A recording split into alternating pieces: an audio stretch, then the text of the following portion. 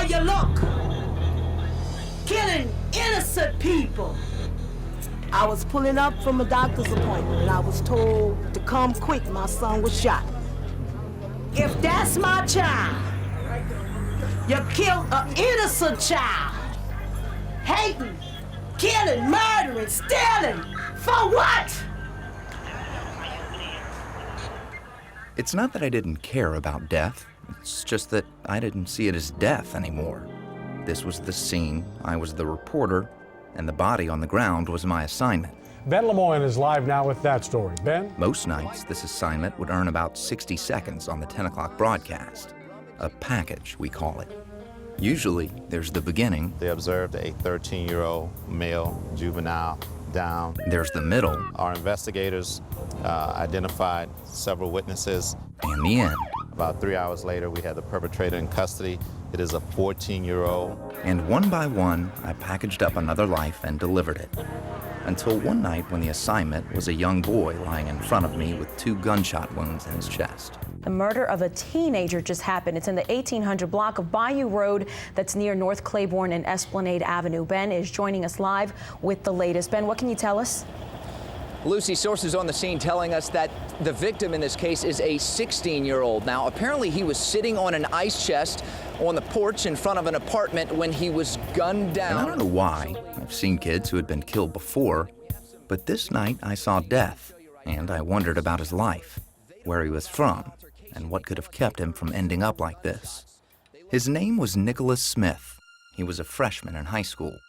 The year before, his older brother was murdered just 1 mile away. Was anyone doing something about this? Was I? For now, reporting live, I'm Ben Lemoyne. Back to you, Lucy. These kids were in school. If they received a quality education, would they be in the streets shooting each other? I think what we are seeing today is the result of a failed school system. Clean it up, God! 'Cause this is ridiculous!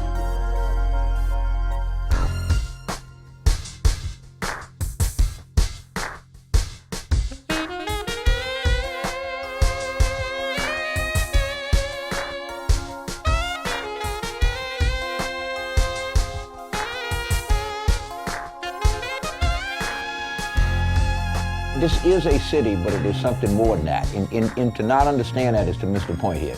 This is a culture. Well, today, we're the murder capital of America. I just heard gunshots and I ran. I got out of school, I couldn't stay. Someone opened fire inside the school gym with an AK-47 assault rifle. If you had to pick a social issue of the 20th century that affected New Orleans the most, was bad education. The horrible school system of the city of New Orleans. It's a system that was literally sentencing the children to more poverty. It was reprehensible, despicable, it was deprioritized, they were combat zones. We failed about 500,000 kids over 40 years. And those 500,000 kids are the ones that are kicking in your back door, can't get a decent job, selling drugs on the corner. That's the basis for what we have right now. But how can bad schools make bad kids? What about the parents? What about the community? What about personal choices and consequences? Was Nicholas just in a bad situation, or had he made a bad choice? The fact is, everyone's choices directly relate to their options. If education could be an escape, the least I could do was try to find out what the options were.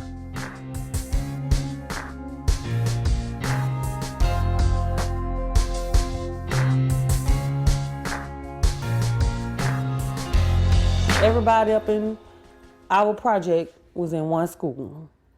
When we left from elementary together, we went to middle school together. We left from middle school together, we went to high school together. What were your grades like in school? I had a 4.0. No, in high school? A 4.0. All A's? Yep, all A's. Ebony Morgan finished high school. She just didn't graduate. She failed the state exit exam 3 times, so she gave up. Now, she's 29 years old and raising 4 boys. And whether it was the school system that failed her, today she looks to a different system to survive. I always could count on my mom. She brought me to the food stamp office and I filled out the paperwork and I got my own food stamps and I got my Medicaid cards for my children and I was paying my own rent. And it felt good. It felt good. because I was becoming a woman. After the city demolished most of the public housing complexes in New Orleans, Ebony and her children moved into a redeveloped one on the West Bank. Baby, happy birthday to you. Happy birthday to you. Happy birthday to Duty. Happy birthday to you. It's my birthday, and I ain't never had a party like this before. I only had one party because the hurricane kept on coming around my birthday, and we had to keep on evacuating. This actually the first cake since Katrina.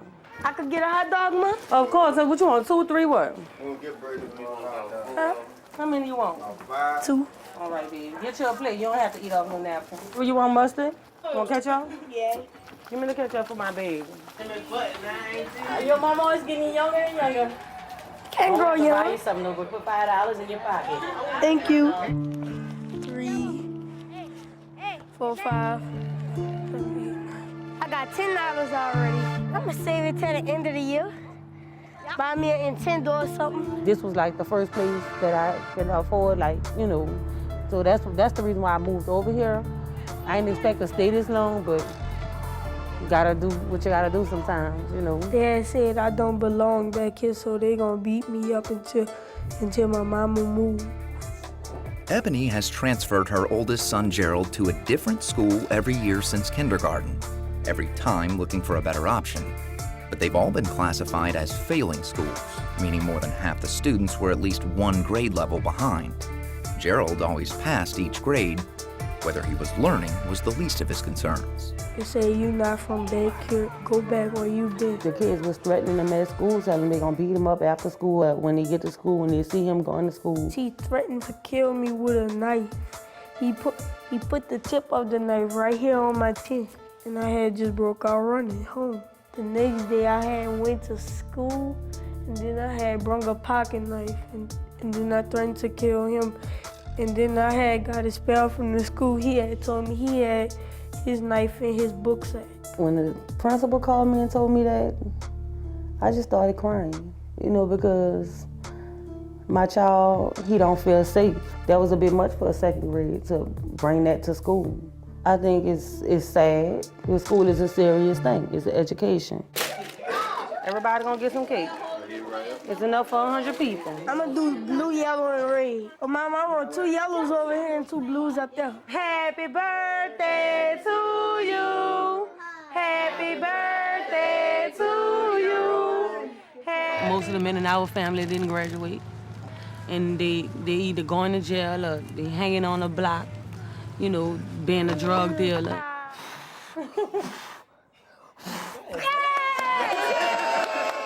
Go tell Corey come get his hot dog. Corey, come get your hot dog. My mama had told me that he had got shot on some street. I forgot what she told me, but she had said he got shot in the stomach. And then he had lost too much of his blood, so he had passed away. It's the basics. Somebody was trying to rob him and they shot him. He died at the hospital. That was his uncle. He'd been around Gerald since Gerald was born. I just asked my mama who shot him, and well, he had got shot at, and then that was it. My daddy had went in the bathroom crying. Should've saw his face. You think that's funny? No, he should've saw his face when he was crying. Funny. I don't know what to think about Gerald's reaction to his uncle's murder, or Ebony calling it the basics. If I had been on the scene, I probably would have called it pretty basic. But that's just it. For too long, too many kids have been getting the basics in New Orleans. But they've been learning the wrong lessons.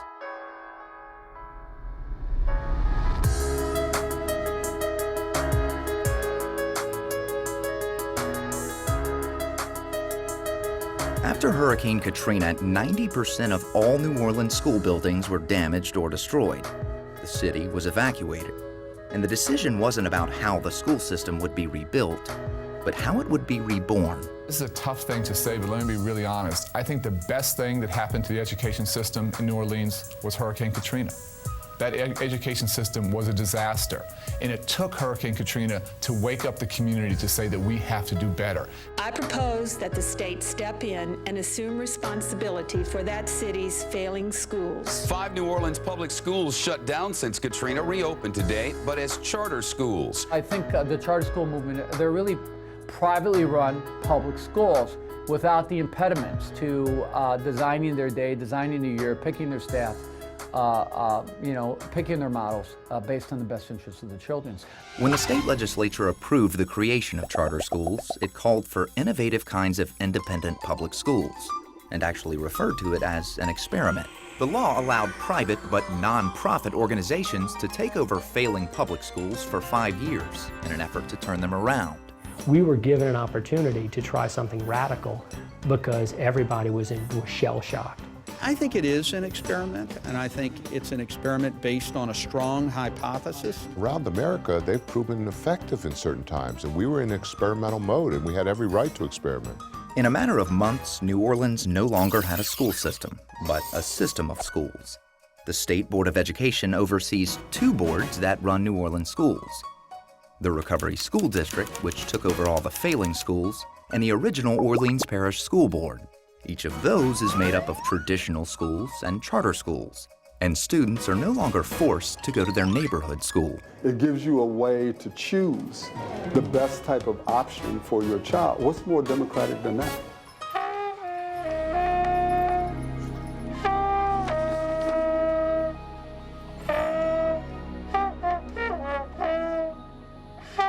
Sam's the type, he's just smart. Very intelligent, and he always have been there from a little kid, and willing to learn, and he want to learn. Sam Morton has always kept to himself in school and never really got bad grades or got in any trouble. But his mom doesn't think he got much of an education either. Some of these schools, they just give these kids grades. I mean, I never seen my kids come home with school books. And I was like, well, how y'all supposed to do homework if y'all don't have school books? I just thought the teachers there didn't care much about the kids getting an education. It was like, whatever, you know. And I was on the internet searching for schools. I never heard of New Orleans College Prep.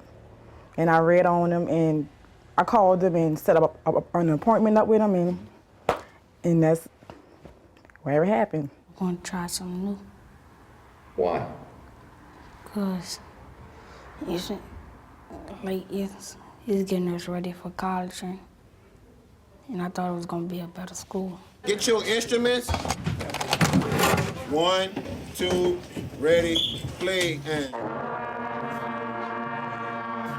We're 100% African American, low-income minority kids, and we have a college expectation for every one of them. New Orleans College Prep Charter School is part of the experiment, right in the middle of one of the most violent areas of the city.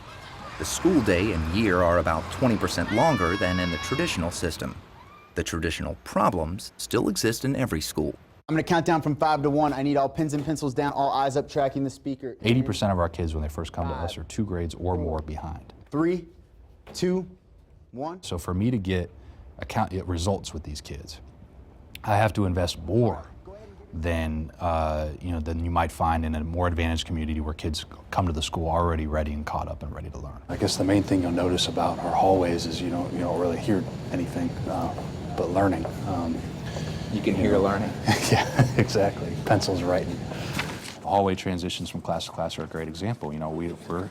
Kids are here to learn, not socialize in the hallways, and every minute counts. So the fastest way we can think of for kids to get from one class to another is to quietly walk in a line in a conveyor belt until they get to the class that they're going to and go in, sit down, and get to work. Good morning, class. Good morning, Mr. Cox. When we have real high expectations of those things, then it's a no-brainer to kids that, yeah, of course we expect them to work hard and perform in the classroom. Look at this list, you guys. Hands down.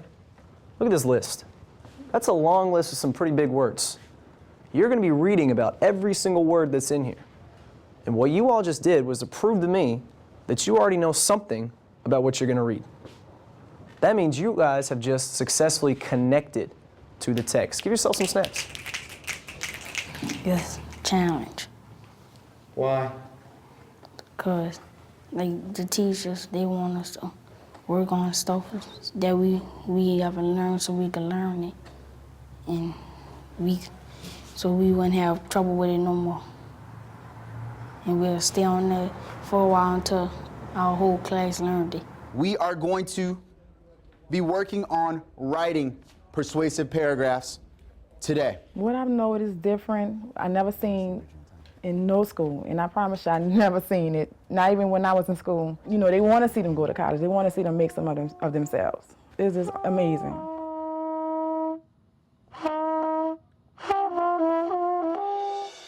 See, the way schools used to work in New Orleans is the way they work in most cities. There's a publicly elected school board that makes decisions for every school in the district. They decide what teachers get paid, what they can teach, and even what books they can use in the classroom. In a charter school, the principals usually decide those things, based on what works best for that one school. So that person sets the salaries, picks the books, and creates the curriculum. Basically, they can run the school however they want. What I'm concerned about is less how that charter is actually executing the work, but more on is that charter executing the work. Here are the results that we expect. Here's how fast we expect them. And if you achieve that, good, you get a gold star and you get to continue to operate. If you don't achieve that, you don't get the gold star and we'll take you out of business. And we'll find somebody who can. Ladies and gentlemen, the President of the United States.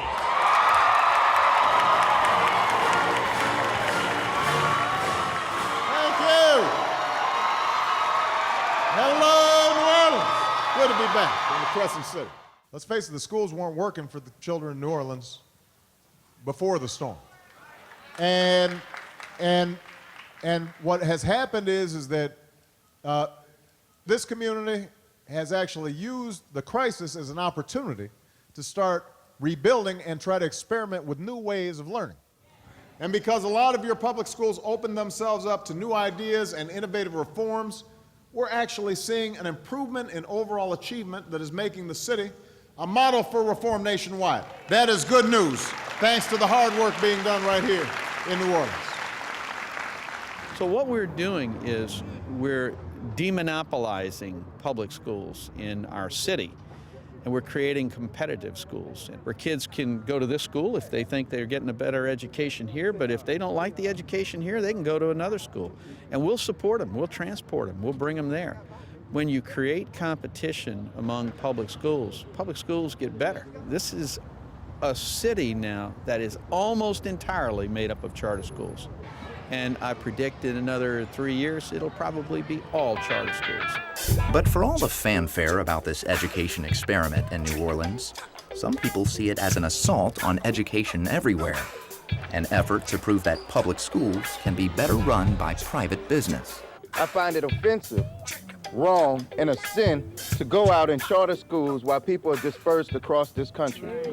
And to issue an executive order to take the people out of the process is like looting. Nobody does it better. The one station that talks about what others won't. Showtime in the afternoon with Paul Bouyer and John Slade. We want to talk a little education at this point. Where are we? Where do we stand in your eyes in terms of our schools recovering, both academically, physically? We must understand that this whole takeover is much larger than New Orleans. You know, it has more to do with the privatization of public education.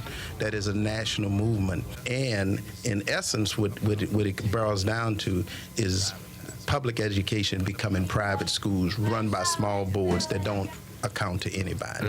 Now we've redefined charter schools, and now we don't have really charter schools. We had private schools using public money in public buildings. Charter schools are not private schools. They are public schools, publicly funded, and held to the same standards of accountability that other public schools are being held. In the U.S., we spend almost $600 billion a year on K-12 education. Louisiana spends more than $8 billion a year. Public schools, start looking delicious from the perspective of the privatizers who see that this is a $600 billion a year sector that could be transformed into a $600 billion a year industry.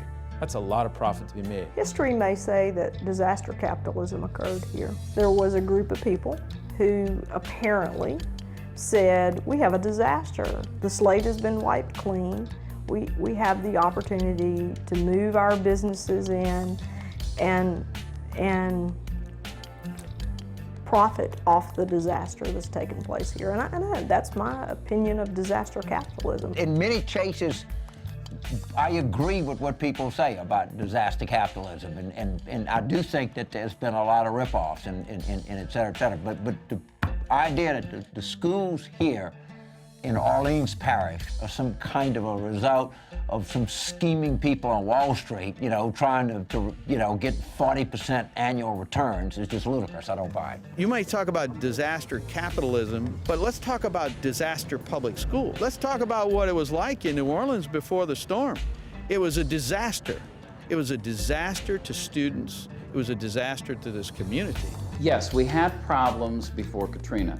The question is, was the solution to those problems abolishing democratic control of schools? Parents no longer control the schools. There is no school board that governs and is accountable to the community. Well, that's okay. If it works, who cares? I mean, somewhat, they're educating kids. Why do I give a damn if there's a school system or not? I mean, it's a result. The results are partly based on a standardized test called the LEAP that students take in 4th and 8th grades to advance to the next grade. Before Hurricane Katrina, only 25% of New Orleans 4th graders passed the English section, and only 31% passed in math.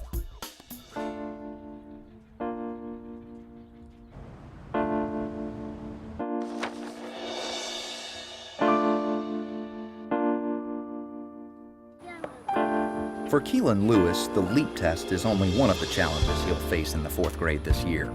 He and 7 other family members live in one house in the lower 9th ward. His mom is just a few credits from graduating college with a double major in business and accounting. She didn't have enough money to make her last semester this year, and she doesn't have a car, so when they can't get a ride, they walk. I brought him to all kinds of social workers. They say, he's not autistic. He doesn't have a learning problem. What is an adjective? He talks so fast and he don't pronounce all the words all the way, When he's talking real fast, that's when he's stuttering. If he's talking normal, he don't stutter. You said dog, and that's the what in the sentence. What does the dog do? Visit. Visit. Yeah, I just need a little help. I try to force all the words out of him at one time. Like Buzz Bunny and Daffy Duck. And how you talk really fast, huh? I talk like that sometimes. I just be trying to hurry up. Keeland is in the 4th grade at Gregory Elementary, which is one of the state-run traditional schools. He was held back in kindergarten, and Lynette is afraid he could fail this year and be kept back again. She thinks Gregory is just not working for Keeland, so she'll spend this entire year looking for other options.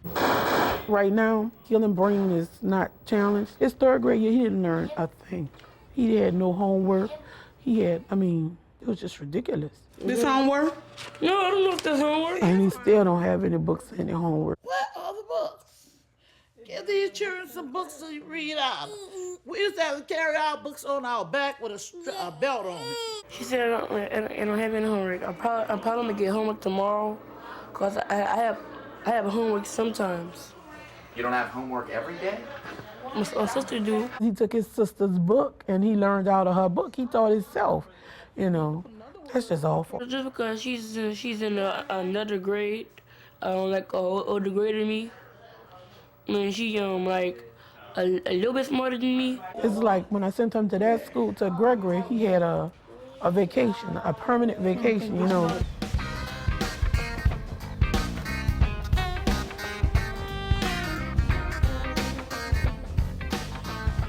The entire school, I think the whole neighborhood got 10 feet of water. And Gregory used to be a middle school, one of the largest middle schools in the state. And the whole school was decimated and destroyed.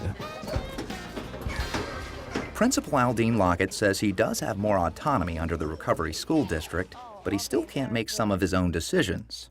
The district office gives him a pool of teachers from which he can hire, and the district sets the salaries. Dance, Keelan. Keelan's a student that probably would benefit from having speech 5 days a week. But it's been a challenge. It's like once a week, and sometimes those persons may be called to do other things at the district. Did you go see that lady today? Technology? No. She didn't come? Is it the Tuesdays and Wednesdays or Wednesdays and Thursdays? The speech teacher? Wednesdays. Wednesdays? I did it four times because she haven't been coming to the store anymore. You only went 4 times the whole year? Yeah. What kind of things do you do with her?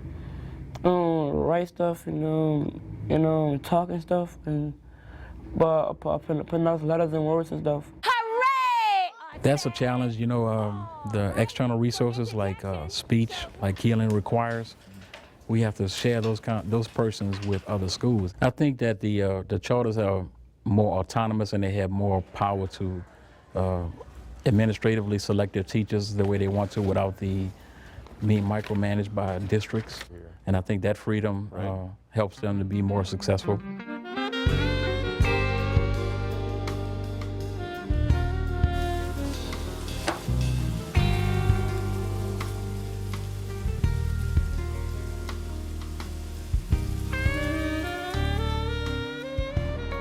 When we came back here, I moved it to another school that was closer to home.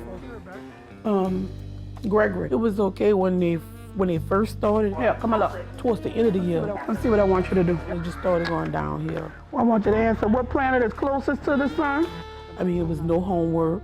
They didn't call. They didn't, you know what I'm saying? No, I mean, you wouldn't know they had a problem until you look at the report card and be like, well, what went on here and what went on there? Kaylani is Keelan's twin sister. Our birthday is next month. But she goes to a different school. When she was at Gregory with Keelan last year, she failed the LEAP test and could have been kept back in the 4th grade. She ended up passing it after summer school, but her mom decided Kaylani needed a change. Sometimes I wanted to cry because they always they wasn't really teaching us stuff. Well, I kind of got through it. I just didn't understand some of the stuff. I did get through it and all. It's just I had to go to summer school again. I was almost to the point where I was going to do homeschooling. I really was. But they opened up a new KIP school, Central City KIP. And they came out and did a home visit. You know, for school, I was just surprised. I was like, wow, that was great. He came, sat down, he bought some packets. He bought the registration thing for me to fill out and sat down, talked to me, met Kehlani, met the family, saw the environment. And he was like, okay, well, we'll see you. We'll see Kehlani next week for school. Plug, line, subtract. She came into the year academically pretty low. We know when we get kids in 5th grade, odds are that a large percentage of the kids are going to be behind. How do we find out the answer to that problem? The biggest change has come in a shift to measuring success for teachers based on student achievement. And that has just changed the whole game for us, certainly at our school. At KIP Central City Charter School, every teacher is measured by their performance, which is mostly based on how well the students do. But it's not all that easy. Kaylani started the year a grade level behind, so teachers don't expect her to have straight A's. Instead, they'll measure how much learning growth she makes. On my snap, what do you think? And it's allowed us to be more scientific about what we're doing in the classroom every day. We know these are the 3 kids that didn't pick something up. These are the 3 kids we're going to spend a little bit of extra time with today. I think it's been a good thing for the teaching profession. I mean, if you look at every other profession, there's a ton of accountability for what you're doing. Doctors, lawyers, athletes, ton of accountability for how successful you are. You're not bad. Sometimes you just lose focus a little bit. It's ultimately a good thing for the kids, and that's what's important is competition forces people to get better quicker. Otherwise, I mean, you're not going to be in business much longer. We have to wait for the bus because we're early. Academically, it's better to me. And the teachers are better.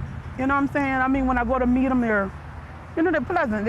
It's not like they're forced to do their job. Well, when I go to his school, they act like they're kind of forced to do their job. You know, have a lot of attitude problems.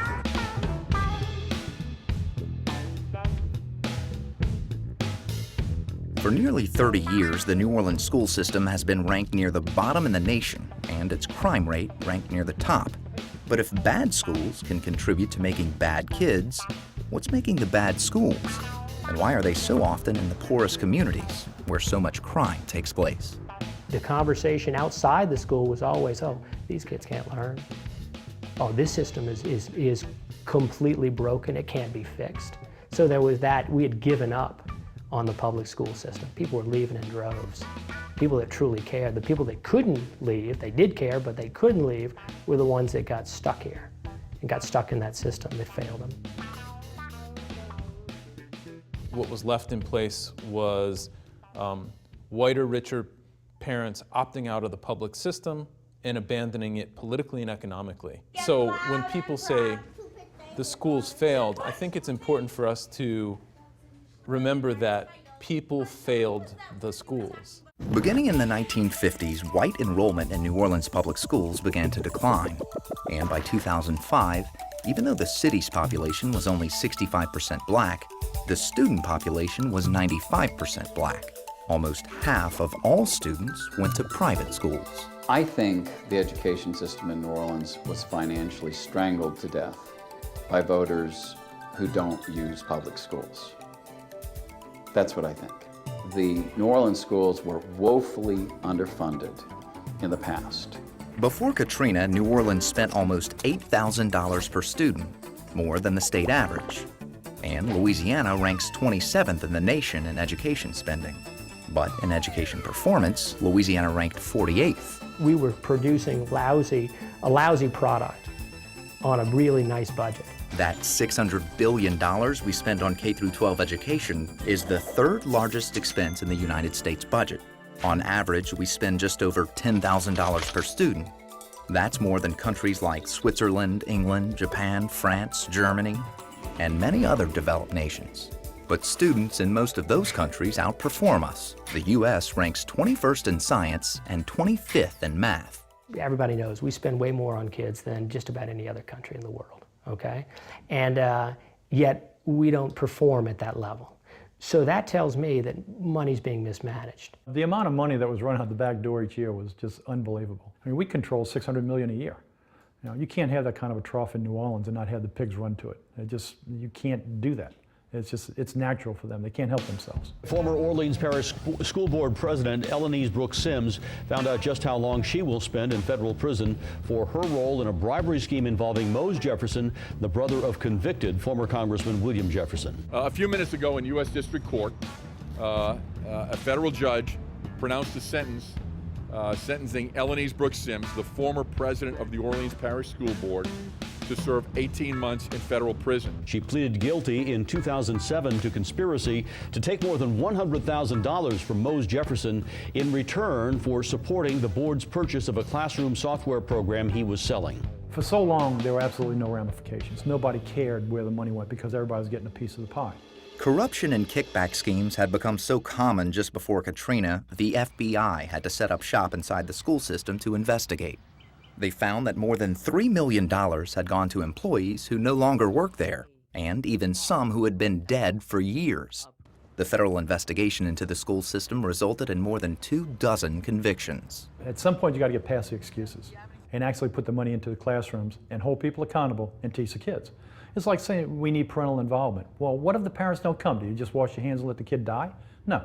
You go ahead and you find a way to teach the kids. You do the best you possibly can to teach those kids. You can't keep finding excuses. Come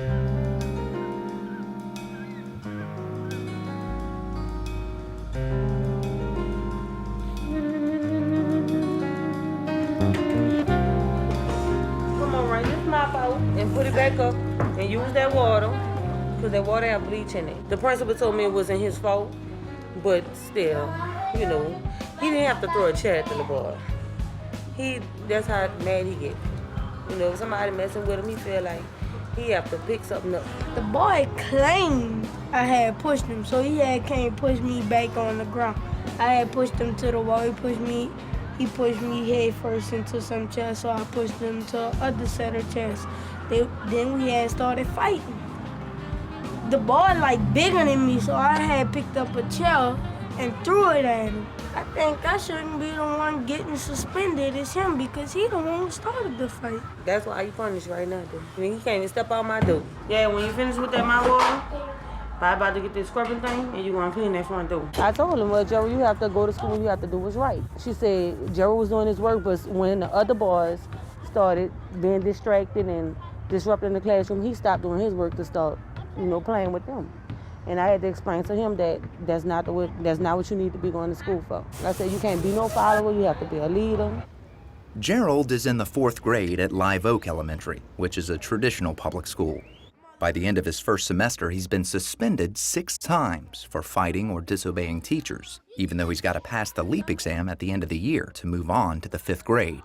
No, school ain't hard.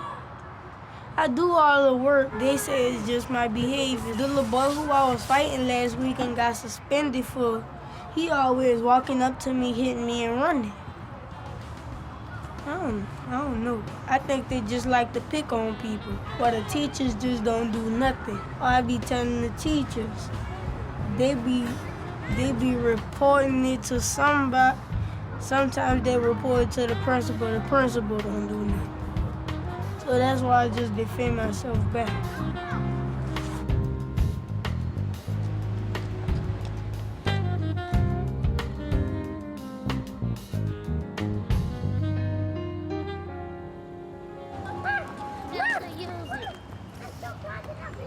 You been good today? I have to use it. Oh, why you use the bathroom? Come on, you have to wait till we get home.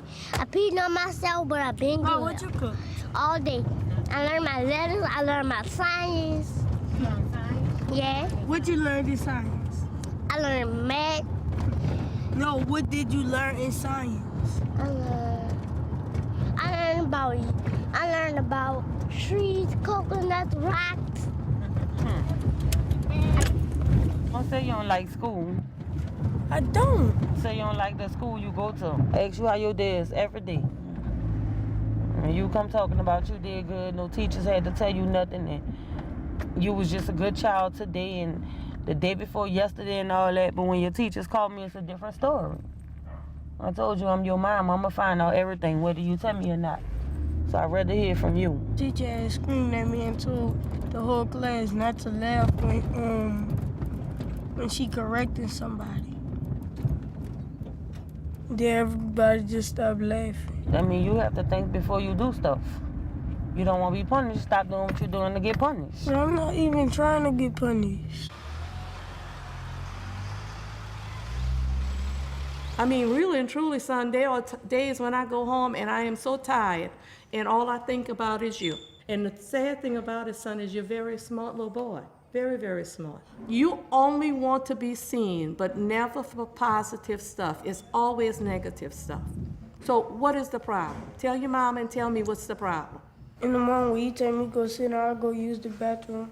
And Tyrese and my coil, and them, they be messing with me. And Tyrese, he be kicking me and stuff. So I be hitting them and all that. It's ridiculous. If it ain't Miss Kemp, it's Miss Thomas, or it's one of your teachers. They shouldn't have to call me every day, Gerald. Every day. I'm trying not to whoop your ass. But it seems like that's what you want every day. You can fix your face, because that look ain't, what that is? I'm supposed to feel sorry for you, look? Because you need to get it together, you really do. You see how respectful you are to your mama? You listen, you don't talk back, you answer. That's what we expect. Because when you come to this school, believe it or not, I may not look like your mama, but I'm your mama. Well, today is a new day, Gerald, for real. You here for one thing, education. If he doesn't want to learn, that's a decision he's making. I hate school some kind of way. I really hate school.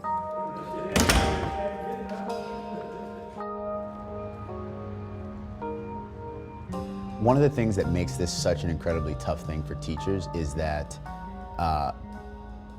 there is no such thing as like throwing in the towel on a kid. You know, like regardless of their behavior, regardless of their circumstances at home, the focus and the sort of ethos of this school is one of like, regardless, we're going to make it, regardless. Any CEO of a successful business is going to tell you, Right. the number one thing they do is get good people on board, and and hold them accountable, but also give them autonomy to do the job that they're good at. The beauty of that is that if you hold teachers accountable for the success of little Johnny, a low-income kid in Central City, you don't get teachers who will take that job if they don't believe it's possible. At college prep, Ben Kleben can hire any teacher he wants from anywhere in the world. All charter schools in New Orleans get the same amount of public funding as traditional schools. No matter what's around you, you're tracking your teacher. But since Kleben decides where it's spent, teachers make about 20% more than in traditional schools. And your ability to keep your job ultimately is based on your performance. It's very stressful. It's very stressful. But I mean, it wouldn't be possible without all the support. And I think that's what's so much different from other schools, especially traditional schools. 3, 4, up. It's a French horn, but it's like in a marching type, but it's a mellophone. When you play, it's not low, it's just high. I don't like playing low horns.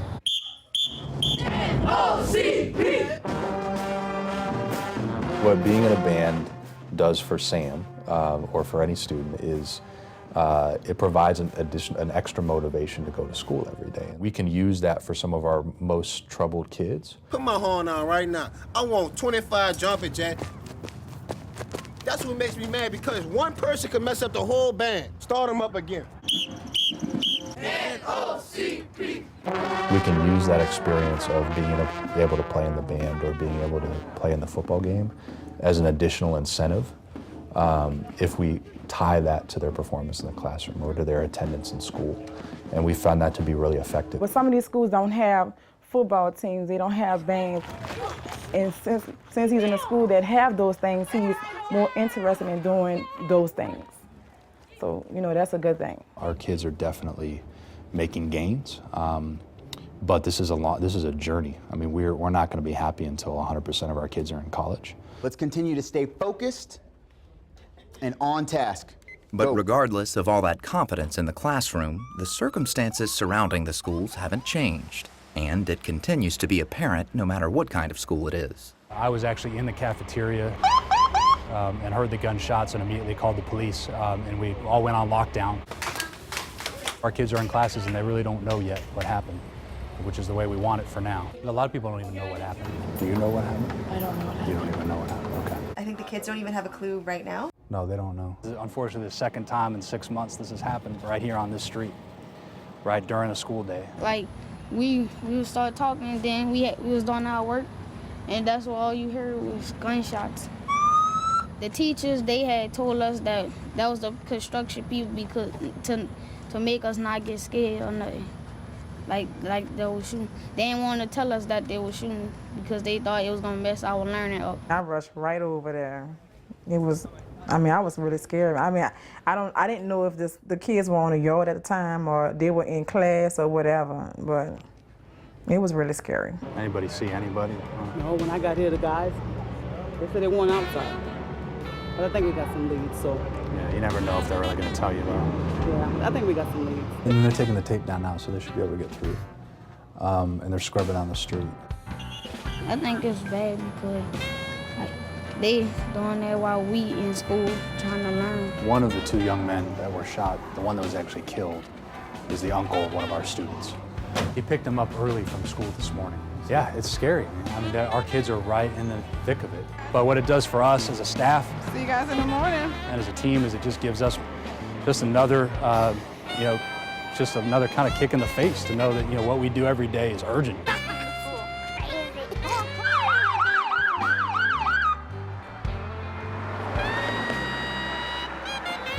Me and my wife, we've been in the city our whole life, and it's like it's getting worse. They're getting younger and younger. I mean, everybody's walking around with guns and stuff.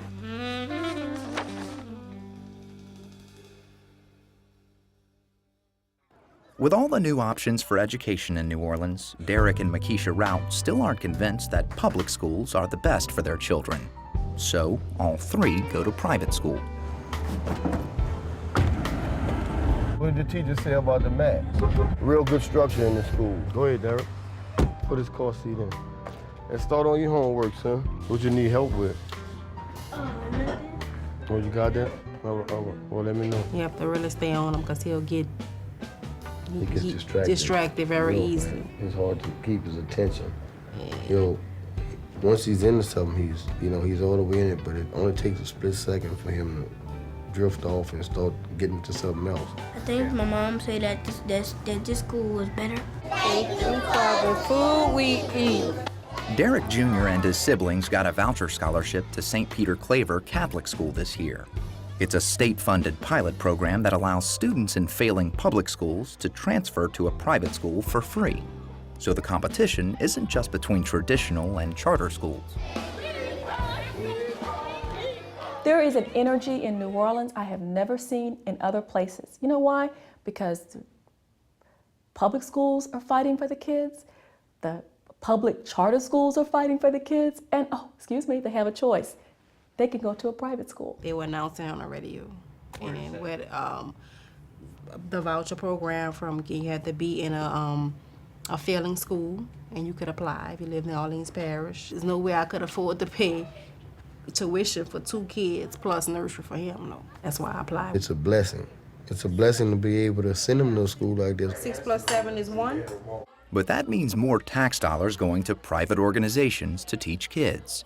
The idea being that the government should guarantee a publicly funded education, not necessarily a public education. With the kids that we got from the scholarship, we didn't know where they were academically, as well as their behavior, their discipline. So you know what that means, correct? My main concern is making sure that the kids, wherever they come from, get a quality education. I don't get distracted that much. In my old school, I used to get distracted a lot. I don't get distracted that much anymore. Why? What's the difference? I don't know. I have a better teacher, and the kid at school, they don't talk a lot and all that. We get to go to church. I have friends. We have a big playground. I like my teacher. I like everybody at the school. The idea of a voucher is simply throwing up our hands and saying that government cannot run a service. Opponents of school vouchers think it creates brain drain, meaning the most capable kids are likely to have the most capable parents. And those are the ones who are the first to flee the public school system. This whole system is upside down. A good school system takes the children who most desperately need services and education and provides them that education. And I don't see any benefit to taking students who don't need help and providing them with a good education. Wow, so we should punish everybody. We shouldn't save anybody. We should just leave everybody where they are and everybody fail. At some point, it'll be fixed, where public schools will be great and they'll work for everyone. But while you do that, let's save as many children. Let's educate as many children as we can. I had all B's on my report card. He managed to pull through and bring up all his grades. Everything worked out. Everything worked out. So I like the end result is good. And the blessings come from watching them smile. That's what I love. I love to see them smile with just the smallest things. When they're happy, it makes me 10 times happier. So that's what I live for. What kind of person wouldn't want to educate the kids in a city that had like the lowest education rate for I don't know how long in the country? So I mean, who wouldn't want to put whatever they can into these schools? In the winter months, it's usually dark by the time Kaylani gets off the bus and walks the 6 blocks home with her mom. Tomorrow, they'll catch a ride across town to Kaylani's first parent-teacher conference at KIPP.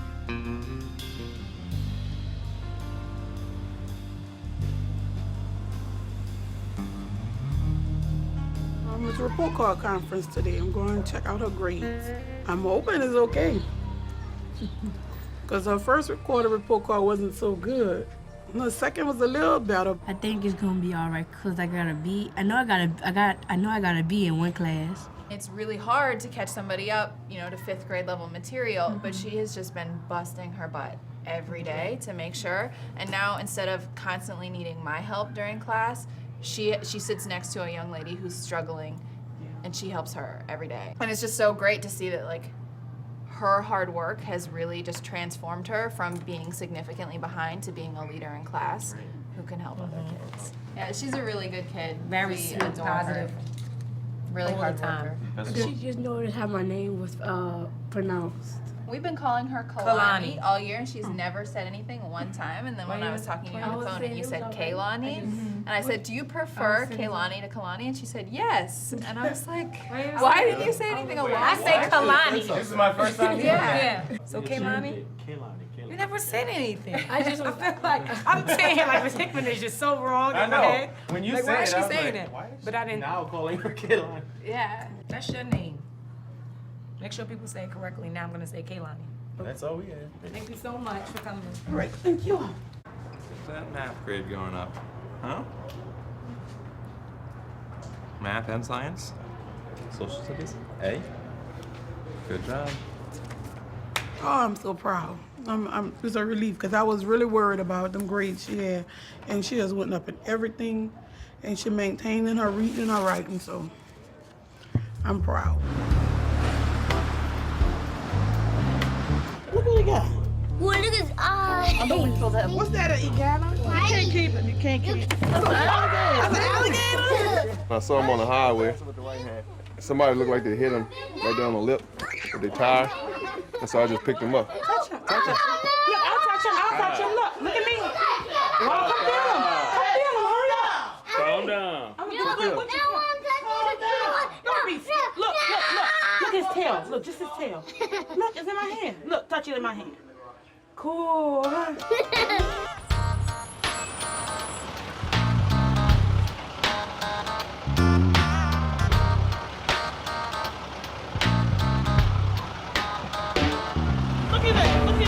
Here, Kiel. Look. You want to pick him up? Or pick him up? Try, Kiel. Try. That's an alligator. That's a baby. Why you be so tired? You just come from school, bro. You don't be doing nothing all day. And what class is this? What is enrichment? That's part of your English class? No, that's in the library.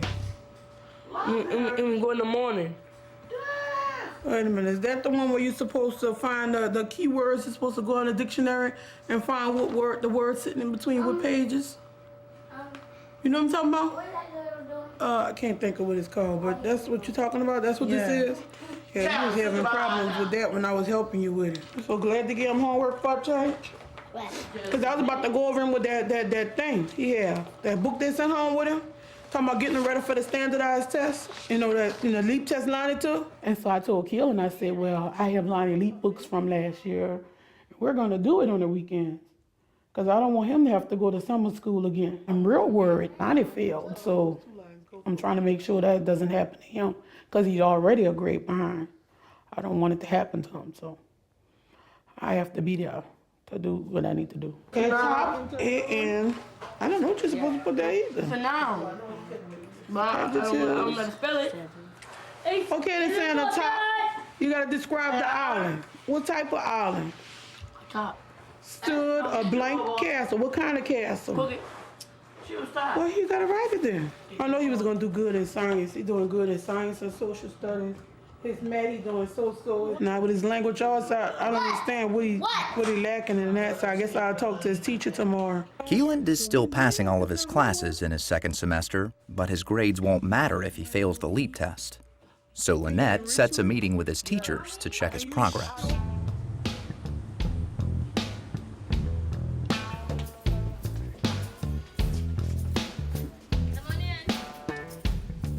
Keelan's doing fine. He's progressing well. And if he puts forth all his effort for the LEAP, he ought to be able to move on to the 5th grade. I want him to pass it the first time instead of that summer school like he had to do last time. He has to too. And if they sing that song in their mind over and over again, he'll get it, right? Yeah, he's ready. He's ready. He knows how to get to his timetable. He knows what are factors. Factors are the answer by numerator and think about the product. How do you get a product? By multiplying how many numbers? 8 You see, he's giving me that. But and he's right. Factors are the two numbers you multiply to get a product. Yeah. Don't feel intimidated because it's nothing but a piece of paper and you're going to put your pencil on it and you're going to whip it. Take care. That's how you handle me? Oh, he always hugged me. That's my big boy. Till tomorrow, baby. I'll see you tomorrow. Right and early. Right and early.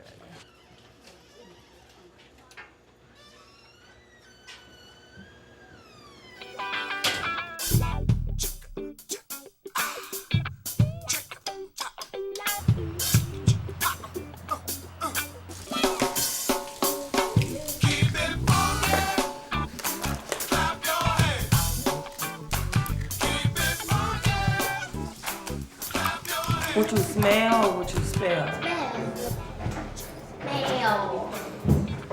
Smell. He talking about what's that smell? Fish, because it's a brain food.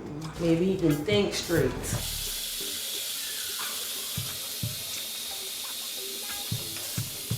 After months of preparation, Gerald will begin taking the LEAP exam today, even though he's missed another 8 days in the spring semester, being suspended for behavior problems. We talked about the importance of the LEAP test last night and this morning.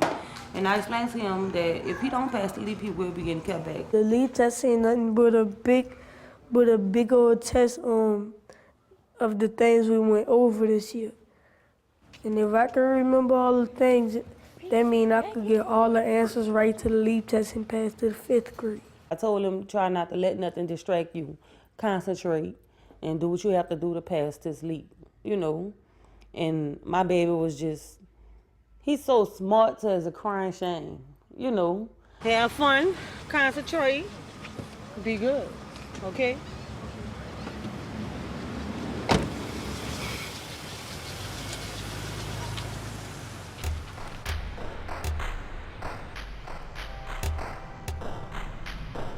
While the stakes are high for the students, LEAP test scores haven't meant much for teachers. By 2005, 2/3 of all New Orleans schools were classified as failing. But for 3 decades, 99% of all teachers in the state were rated satisfactory. In traditional schools, it's usually based on the opinion of the principal. It's a compliance checklist. What do you have on your walls? What do you have in your binder? But what about the results? What about the performance? What about the learn? Did you cause learning for these kids? That's your job.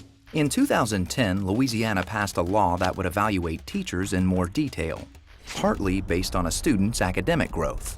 And it would take into account things like a student's academic history, home life, special needs, and test scores.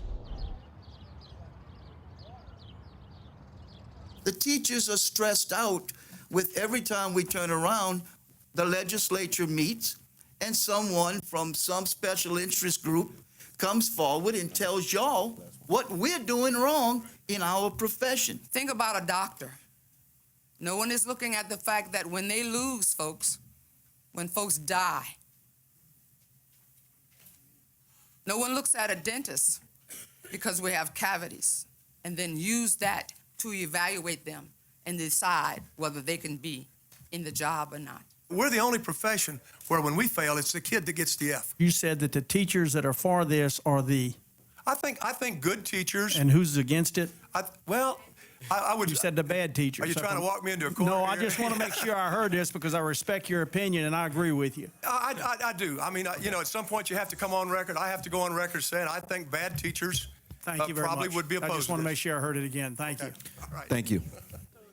Over at Gregory Elementary, Aldine Lockett admits that his evaluations never really mattered, and that at any given time, he's had teachers on staff who should not have been.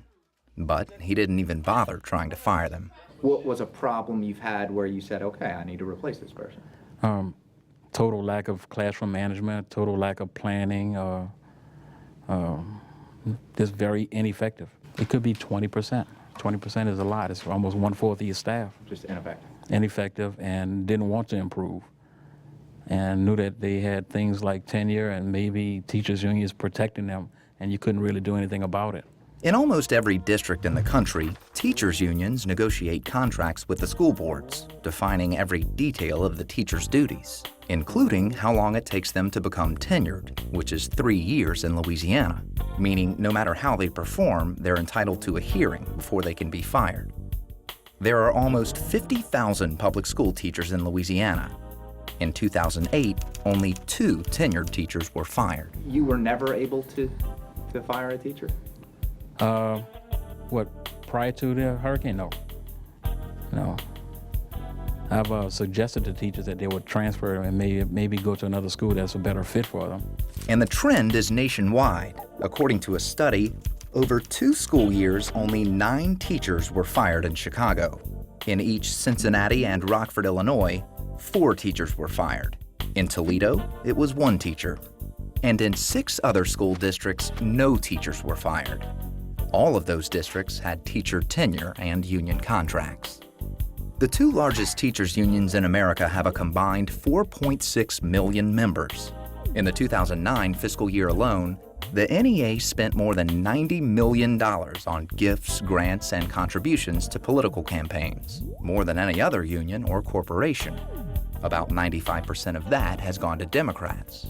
And the unions have fought against holding teachers accountable for student performance. The Democratic Party has largely been held hostage and captive by union interests. Now, I'm a Democrat, so I can say this. The teachers union is the largest political lobby in Washington, and they love being able to go to a legislator and dictate how they administer education policy. That money and that power is like a drug. It's as much of a drug as what a junkie on the corner gets when they get a shot of heroin. That's what has been infectious about education in this country. So because they are so obstinate and so hostile to anything different, we have this unhealthy dynamic where our elected leaders who even know it's not right will vote against the interests of kids. There's too much control of the system now in the hands of teacher unions. We are over-unionized. I don't want to hear anymore about a lost generation, because if there is a lost generation, guess who lost them?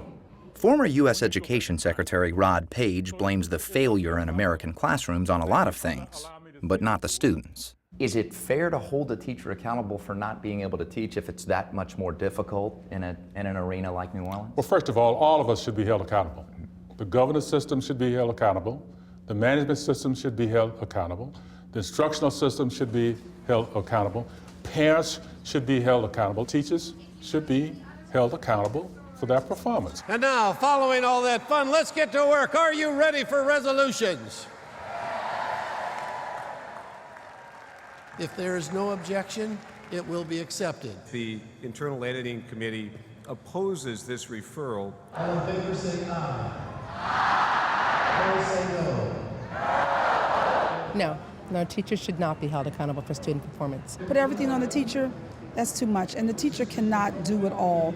To base teacher performance on a test score for every teacher is extremely unfair. To Diane. Former Assistant Secretary of Education Diane Ravitch was one of the leading proponents of school reform in the 1990s. She was a strong supporter of charter schools and using standardized testing as a way to evaluate teacher performance, until recently. Look at what the idea of competition does. Competition based on what? On test scores in reading and math. That means that everybody will be incentivized to get higher and higher scores only in basic skills. At the 2010 NEA conference, Ravitch denounced the reforms in New Orleans as a right-wing movement. You see, most charter schools don't contract with unions, and the majority of the schools here are charter schools. The new model consists of wiping out public education and firing the unions. And it's spreading across the country. And I said, God forbid. And Ravitch also points out the political power that teachers wield in America. If they don't like reforms, it can be costly. There are probably, 3.5 to 4 million teachers in America. They have families, they have friends, they vote. And if they decide not to vote, that's going to be rough for the Democrats in marginal districts. I don't think it's a wise political calculation if that's what's involved. And it's hard to understand for me why President Obama and Secretary Duncan have essentially turned the Democratic Party onto the Republican agenda. You called the NEA a terrorist organization. I did, yes. Why? Because many of the elements that I see in terrorism at that point were evident there. I think that the nation needs to understand that there are some terrorist activities underway from an organization like that. There's a difference between teachers and teacher unions. Teachers are the underpaid, underappreciated professionals who teach the children and accept the responsibility and accountability for student learning. Those are teachers, America's heroes.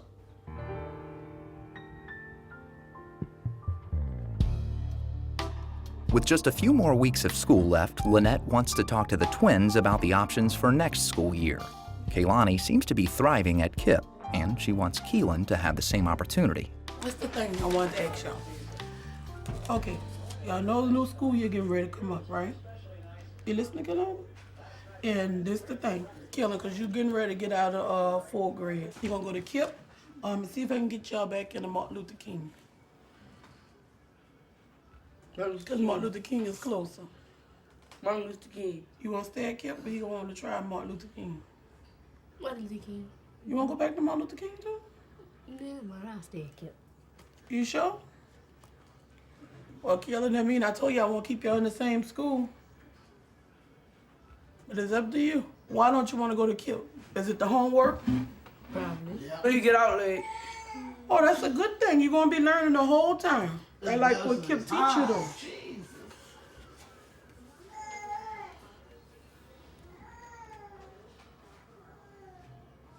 You don't even want to try KIPP? It's a good school. All right, I'll try. So you definitely willing to leave gonna leave Gregory, okay? I said I'll try KIPP. Okay. Because I want you to experience having a lot of homework like she do. You need it.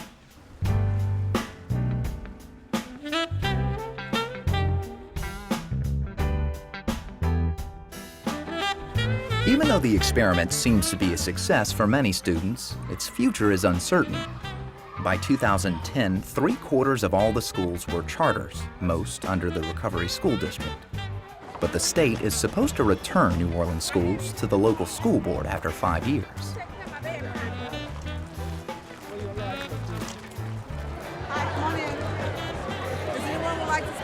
This is a public hearing regarding the transition plan of the schools currently within the Recovery School District. It's a testament to the good work that all educators have done in the post-Katrina era to bring our schools in New Orleans to the highest academic achievement that they've ever been in. RSD has kidnapped local control.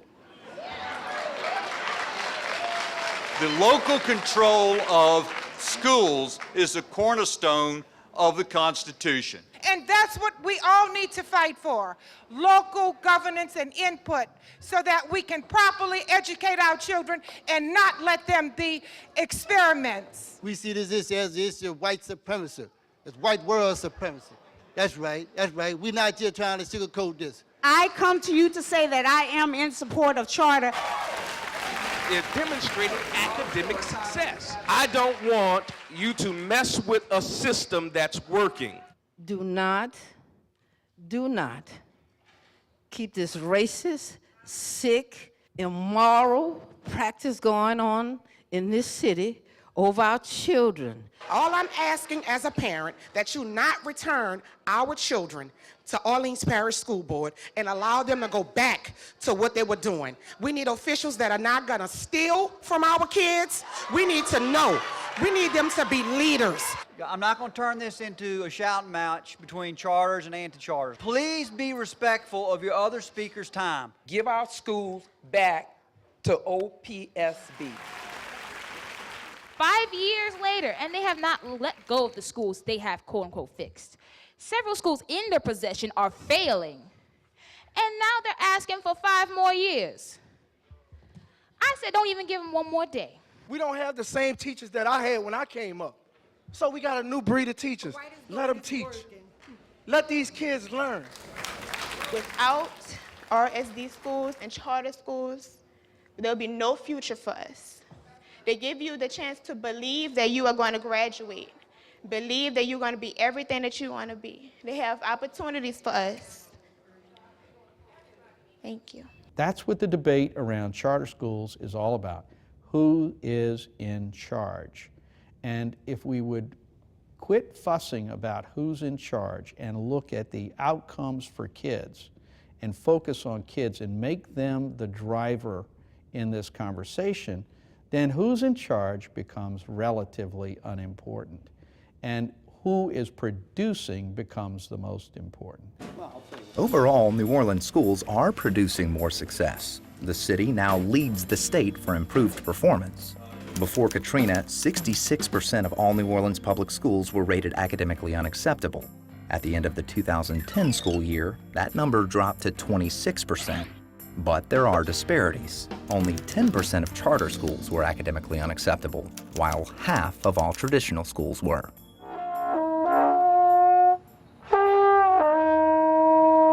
I was in the kitchen, and he said, "Mom, guess what?" I said, "What?" He said, "I made the honor roll." I said, "Wow." I said, "Let me see." And he showed me the certificate here. He had a 4.00. I mean, I was proud of him, you know, but I knew he was gonna do it.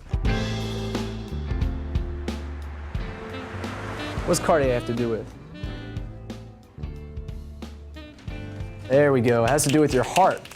What's working is the decentralization of control. I need to figure out what you guys know about these things already. I don't think you can deny the progress that's been made over the past 5 years in this city in terms of the system as a whole.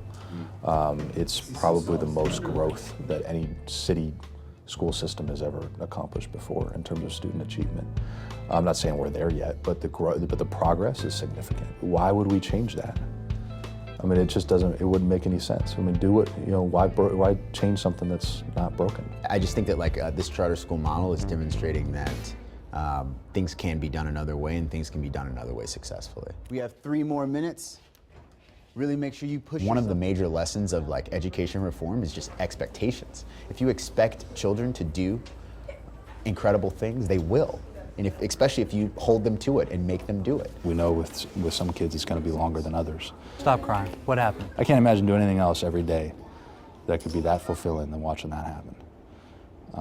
I mean, it's truly inspiring. From my opinion, from what I'm seeing with college prep, it's a really good school, and I tell a lot of people that. I am so ridiculously excited about what is about to happen.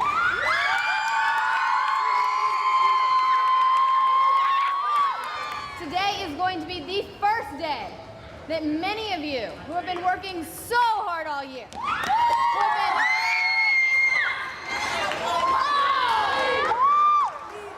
who have been acting so nice this year, are going to earn your first tickets to the end of your trip. After starting the year behind grade level at KIPP Central City, Kaylani is on track by May. Today, she'll find out how much her progress has paid off.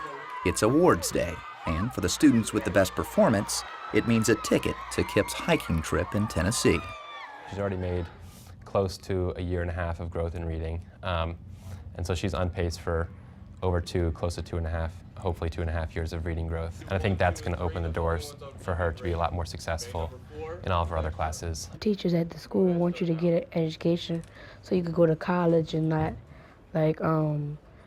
be at home all the time and just not doing nothing. I want to go to college so I could be a veterinarian, and I'll do some other jobs like to help my mom and stuff, like help my mom and grandma pay bills and stuff. First person, and you cannot get this ticket. In fact, I rip this ticket up if I call your name and you don't take a lap around with your hands thrown up saying, "I believe." Take that lap around and show me you believe before you come get it. Daishanette Hughes, you better believe. You better believe, girl. Who believe? I believe. I believe. I believe.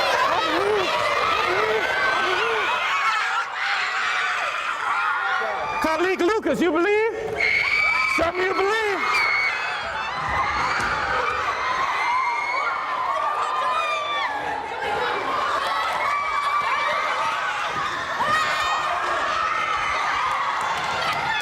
Something you believe. Kalani Lewis. Something you believe. Kids, they are facing a lot of obstacles, and it's going to take a lot of hard work and a lot of persistence, a lot of grit to overcome the obstacles and make it to and through college. And so the more kids can connect hard work to success at an early age, the quicker and deeper that becomes ingrained, so that as challenges become bigger and bigger as the kids get older, that they are equipped to handle them. Say it loud and jump up and down. Oh, you got it, you got it, you got it. Go ahead up there with them.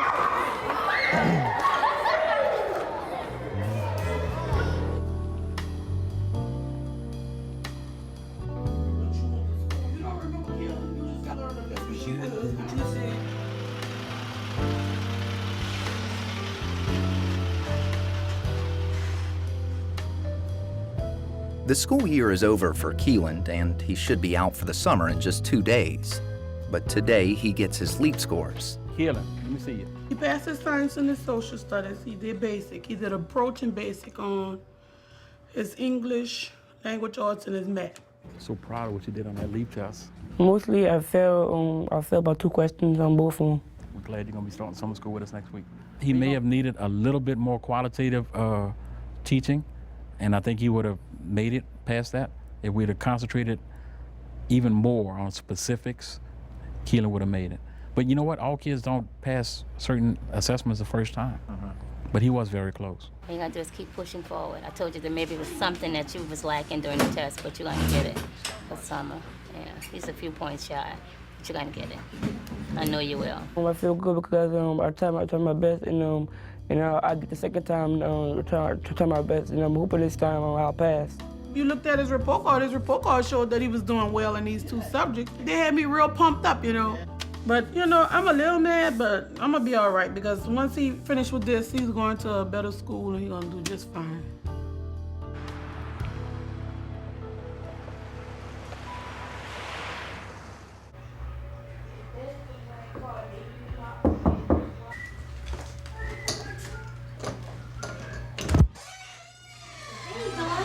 Dennis. How are you? Give me a hug. Oh, it's so good to see you. Keelan? Hi, Miss Dennis. It's nice to meet you. Nice to meet you, Miss Dennis. Are you excited about KIPP too? Yeah. Yeah, has your sister told you everything you ever need to know? No, not yet. No? Well, then it's a good thing I'm here, isn't it? We only have 8 years to get you into college. That's not much time. We gotta work. Right now, there's so many choices for parents in New Orleans, and so for them to feel like their kid's at the right school, I can only imagine is incredibly challenging. But then when we come out and they actually see that we're committed and dedicated and that it's important for us to meet them and their kids beforehand, I think it gives just that added reassurance that parents probably need. Have you ever called your teachers in the past? On their phone, their cell phones? You know you're gonna be expected to do that, right? The big thing is, Keelan, you're probably gonna have more homework than you're used to, okay? There's no shortcuts for really hard work, and there's no excuses kind of on the path to college, okay? It'll be a nice surprise for you. It's a really lovely building. The classrooms are really nice, and you'll have excellent books and everything that you need, okay? There's only one problem. They get out too late. They get out at nighttime. What did you tell him to be prepared for? A lot of homework, because he gonna have to have homework in every subject. It's going to be harder, though, huh? What do you think about that? Yeah, I'm just gonna try my best. Everything is up to the parent. It's up to you to make sure they be able to get the education that they need. They need to know, that there's something better out there for them, And the only way they're gonna find out something better out there for them is if they succeed, move on up the ladder and they can move away and experience things, They can see that, hey, there's a world outside of New Orleans and, I can go there. I can live there. I can do this, I knew what I'm gonna do when I grow up. I'm gonna go to the NFL, then I might go to UFC. I might. I might stay in NFL if I like it. I might play for my home team, Saints.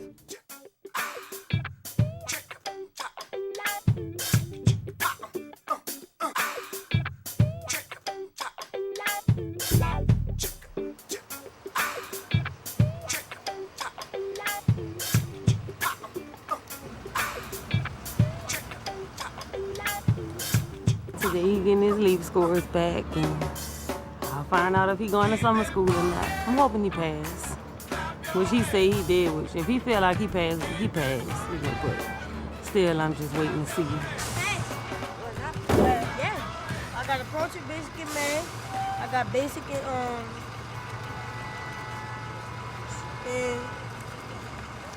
ELA. I got math. This is for me to open. Why would you open this? The secretary said I could open it. Passed.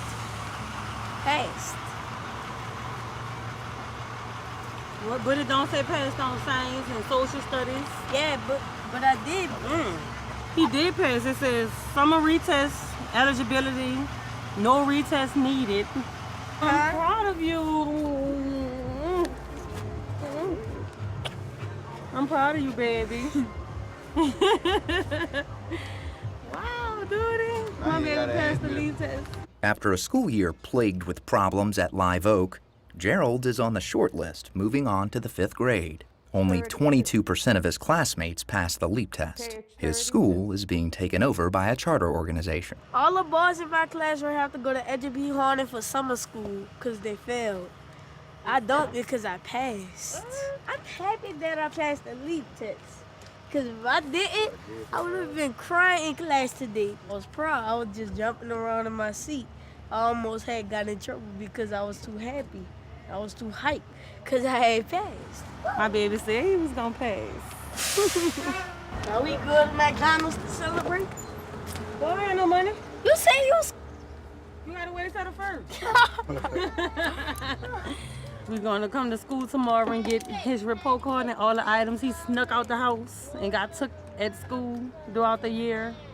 I know it's a basketball, football, a MP3 player, and no telling what else.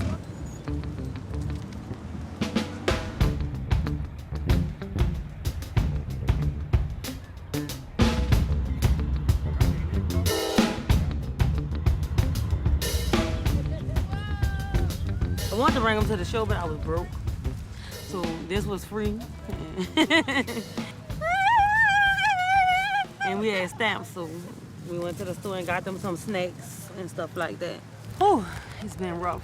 He had some good days, but you know, some of the stuff they say he was doing was just unnecessary, you know. But hopefully the next school year will be better, because he's going to a new and better school.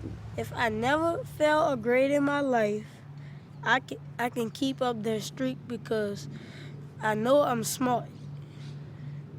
And I never got kept back. Ma, this the Mississippi River? I can't really predict it, but I think I'm gonna do good in the next school. Gerald has been in a different school ever since he started school. That's an oak tree, Mama? I don't know. It's ridiculous. The things parents, not only the students, have to go through. If you want to be this, you have to go to college. If you want to be that, you have to go to college. You know, I'm pushing that issue. It's very important, especially for a black man growing up.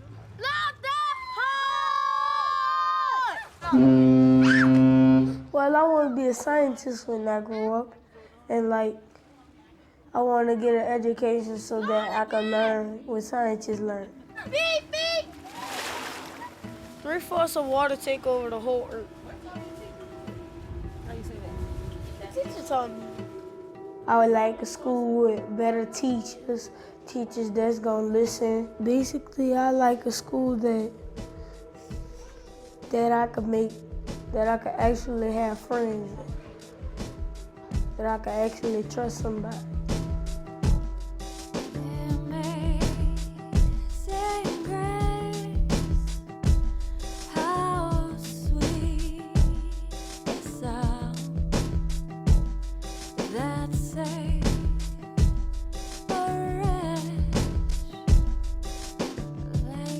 It's taken me a while to realize that for so long, I wasn't just ignoring death, I was ignoring life. Countless lives.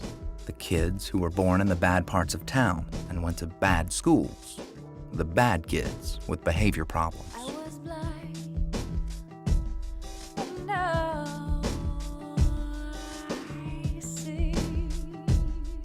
What if Gerald had been with his Uncle Corey that morning he got shot? What if Sam was walking to school the day someone opened fire just a few feet away? Would I have just made it a package on the news? Would you have just ignored it? 4 years after Nicholas Smith was murdered, no one has ever done another story about what happened that night. Police never found out who shot him. Maybe it was just the basics. More than likely, no one will ever know.